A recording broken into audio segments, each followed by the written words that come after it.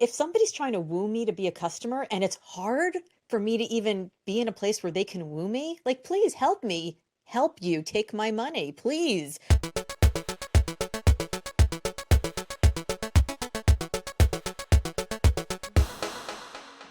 Welcome to Experience Points, presented by our friends at Avtex who transform customer experience through CX design and orchestration. On Experience Points, contestants earn points by answering customer experience questions and share their insights on how to make your interactions remarkable. Those points turn into dollars for the charity of their choosing. I'm Joey Coleman. And I'm Dan Gingiss, and we'd love to introduce you to today's contestant. Laura Gassner-Otting is a motivational keynote speaker. She's a Washington Post best-selling author of Limitless: How to Ignore Everybody, Carve Your Own Path, and Live Your Best Life. She's also a serial entrepreneur and experienced executive recruiter with many years helping nonprofits find their best leaders. Laura, we are so excited to have you on Experience Points. Welcome.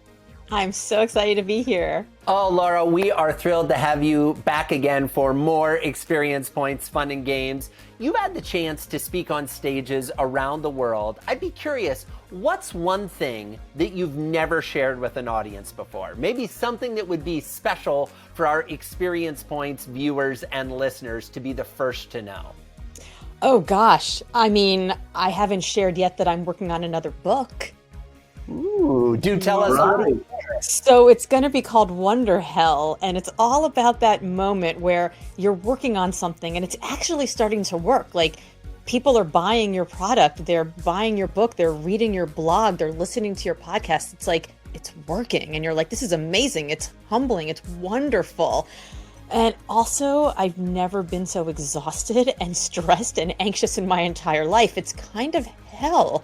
It's Wonder Hell. And Wonder Hell is that moment where the burden of your potential walks into your psyche and is like, hey, Joey, hey, Dan, what you got for me? Are you going to live into this newfound potential that you didn't even realize yesterday you had? Or are you going to let it pass you by? So the book is going to be all about people who have faced these moments of Wonder Hell, and not how they've survived them, which is crazy, because on the other side of this Wonder Hell is the next Wonder Hell and the next Wonder Hell, but how they thrived in them. Outstanding. And I love that you have, I think, invented a new word, because I certainly haven't heard it before. So looking forward to that book. We know also, Laura, that you're playing for a very amazing charity today. Tell us why you picked it and why it's important to you. So I picked the Boys and Girls Clubs of America because all around this country, there are young boys and young girls who don't have anywhere to go after school. They don't have anyone to help them with their homework. They don't have a hot meal waiting for them when they get home.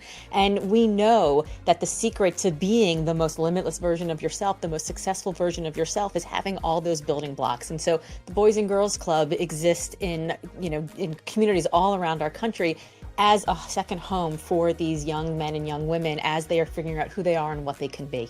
Oh, I love it. What a fantastic organization and a fantastic cause to be playing for today, Laura. Let's get into our game. Today we're going to be playing What Happened.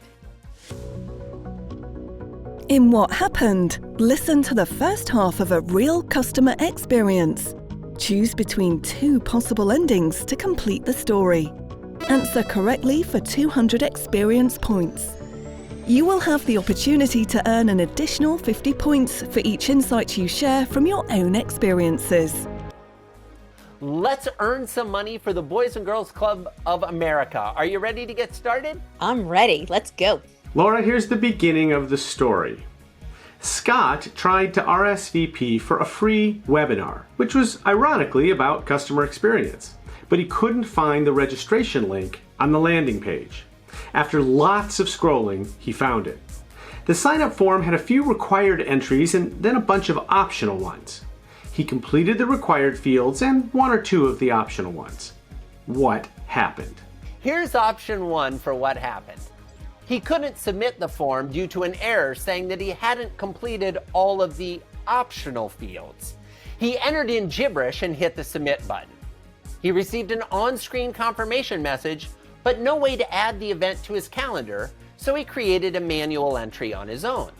A few days later, he received a Zoom link to the session, which was sent from a different email address, and he had to manually add that to the manually added calendar entry so he wouldn't forget. Here's option 2 for what happened. He submitted the form and received a confirmation on screen, but he never received an email confirmation or a link to log in. He went back to the registration page to try again, but it said that he had already been registered.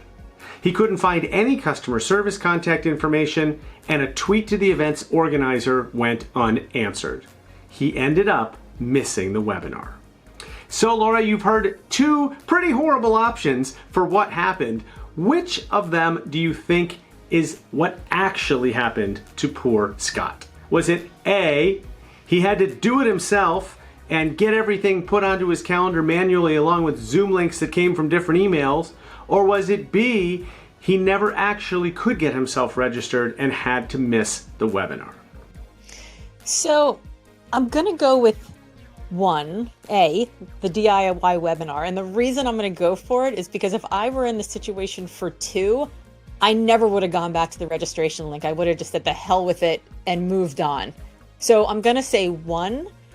And I only would have been even more certain if it was 1 if, like, at some point I pressed and I tried to re-enter it, and then I just got like a 404 error page. But I'm going to say that it's the DIY webinar. Outstanding. And that is the correct answer, Laura. Great job. I love the process of elimination, the deductive reasoning there. And obviously, neither one of these was a particularly good experience. But we'd like to now give you an opportunity to tell us, how would you improve the experience if you were at the company putting on the webinar? Well, I think the first thing I would do is I would cut down on the items that I asked for. Like, if it's not something that I need to know, I shouldn't have to have the person fill it out. And I know this from experience from creating a 67 question quiz when my book came out that 25,000 people went to and 5,000 people finished. Because if you ask for too much, people get tired. They don't want to give you all that information, especially if they don't know you or trust you yet. They don't want to give you all the information. So I think I would ask for less stuff up front, just what's urgent. And then afterwards, I think I would go back and say, did you like the webinar? Here's some other information we'd love to get from you, and a little bit of feedback. So I think you can get the information that way. That's the first thing I would do. Okay, so the second thing I would do is I would have some sort of, I've seen this, I don't know how it works, but I've seen it where, like, after you sign up, it's like, thanks for signing up. Would you like to add this to your calendar? And then there's like 3 little buttons like iCal, Outlook, whatever the things are. That's got to be fairly easy to do, right? So you can have the person actually add it to their calendar. That would be great. That's the second thing I would do. The third thing I would do is, just in case you have somebody who, you know, is like my dad and who doesn't know how to figure out how to put something on his calendar without calling me 4 times. We all have those people in our lives. We all are those people in our lives sometimes. To just have an email that comes in is like, hey, by the way, here's the information about it. And maybe the day before, here's a reminder about it. We can't wait to see you. Here's the information. So you just make sure the person has everything they need in a way where they don't have to go searching for it. Because let's face it, like, we're all really busy. So to have to go searching for information for something that, you know, isn't mission critical to what you're doing, you got to make it really easy for people. You have to really spoon feed it to them. So I think that's the third thing I do. You know, you said something there at the end, Laura, that I really appreciated, that I think applies to your business, regardless of whether someone's in a webinar business or any type of product or any service business, frankly, anywhere. And that is that people are busy. And I think lots of times as businesses, we forget to put ourselves in our customers' shoes when it comes to making things convenient, making them easy, sending those reminders. Could you speak a little bit to how having some empathy for what your customers may be going through in their life can help us create better customer experiences?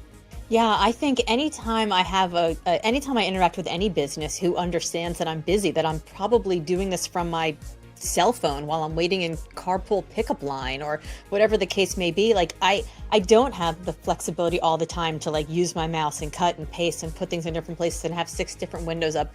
It's got to be super easy. I've got to just be able to click and have it just automatically seamlessly be there. And, if I'm trying to decide whether or not I want to do business with somebody and they make it really easy for me, that's a great indication that whatever I do with them is going to be really easy for me. If it's hard in the beginning, like if somebody's trying to woo me to be a customer and it's hard for me to even be in a place where they can woo me, like, please help me. Help you take my money, please. How many times have you been in a position when you're working with a brand and you're like, why is this so hard for me to give you my money? Like they try to make it harder by making it more complex, and it's just to make anything a brand can do to streamline it and make it easier for me from my end to just like press as few, thumb taps as possible to send them my time, my money, whatever my resources are. I'm going to do more business with them. All right, Joey, let's see how Laura did in What Happened.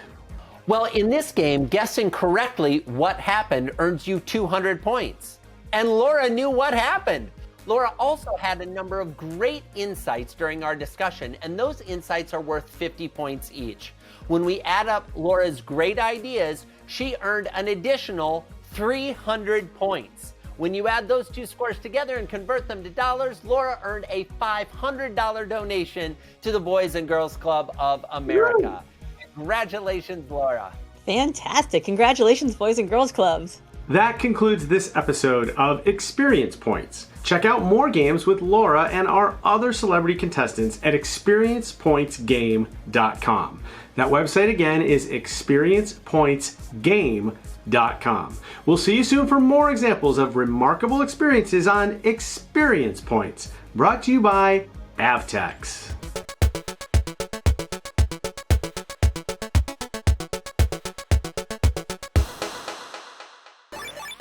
One of the things I'd like to kind of challenge our listeners and viewers is to be able to say, you really need to understand, why are you causing the customer effort? Not just are you causing them, but why? Is it because of the systems that you have in place? Is it because of you want to remain efficient in your processes, and so you put more onto the customer in order to complete a task or accomplish something?